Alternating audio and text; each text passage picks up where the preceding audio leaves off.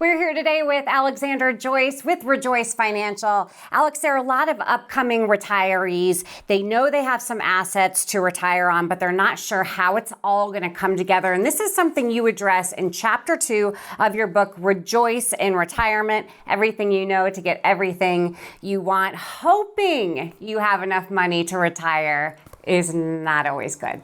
It's not. I mean, I always say, hope is not a strategy. Right. And I think you're right. I think a lot of people, they have a lot of stuff, and I think that sometimes people have more stuff than they have money. It's valuable. And some people have more money than they have stuff. Yeah. And in the grand scheme of things, kind of like calculating an estate. Yes. When we do estate planning with a client, it's like, what are we trying to do with this money and stuff, right? I mean, are we doing legacy planning? And then one of the very common questions I ask, and I put this in the book, Rejoice in Your Retirement, Everything You Need to Know to Get Everything You Want. I put this in the book because I want people to ask themselves and be honest with themselves about this question. The purpose of the money, all right? Is it live on or is it leave on? Most people would say, well, both. Whatever I don't spend, I'd like to leave behind. But then there's others that say, well, I have a defined purpose. I have a defined legacy goal for these dollars. And a lot of times we carve out that money designed for a legacy for that reason. Now, to really address this question, most people come to our office and they've got stuff everywhere. Yeah. And I think one of the biggest confusing points or misunderstandings or miscommunication is that people think they have to have everything in order to give to the advisor. And then the advisor takes everything in order and executes a plan or an investment strategy. That's not always the case. Okay. I think that if everybody had everything in order, they wouldn't need guys like me. Okay. And so part of the process, if you will, and we have one from start to finish, step 1, step 2, step 3, step 4, right? We built that process to give our clients and people watching our show like this an opportunity to engage, pay us a visit, and look at what our process looks like. When they leave our office, when they leave us for the first time, it's always important what to expect in the next visit.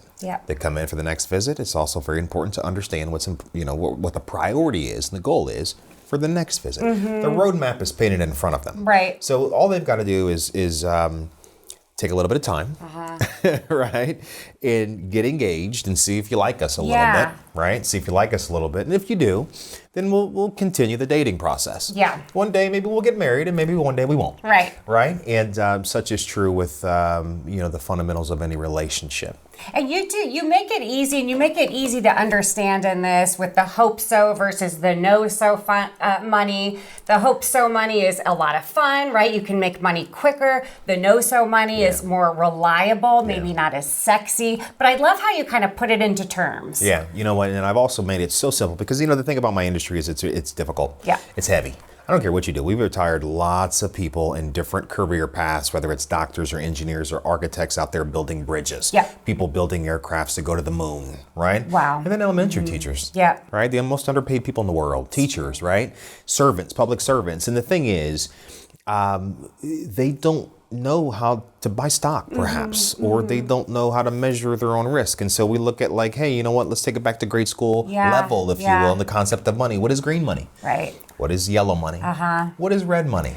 And then what are the opportunities? What does the opportunity cost? What is the risk associated with each category of money? And so I think that, in my industry, we automatically think everybody knows everything. Right. We automatically think everybody knows what an RMD is, or these acronyms, or they have no idea. And then more so, right, Heather, they don't care. Right.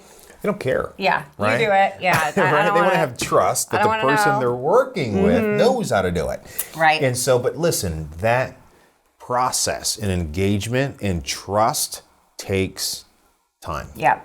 The other thing, though, is I think that we look at what our grandparents did, what our parents did. Those rules don't necessarily apply today. And that's where our thinking, I think, needs to be changed a little bit. Like Appreciate you. The 4% rule and things like that. You did read the book. Yes, I read it.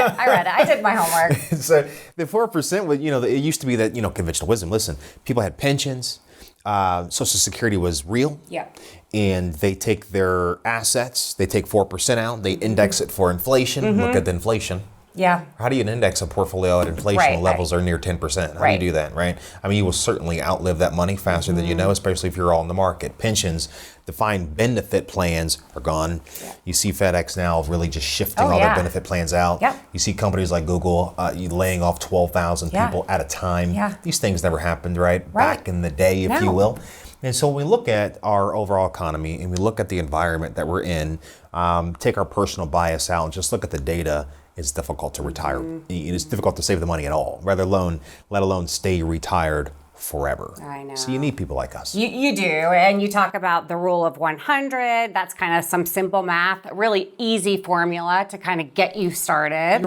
You're right. You just take your age and you back out 100, if you will, and what's left over should be the conventional, again, traditional, if you would.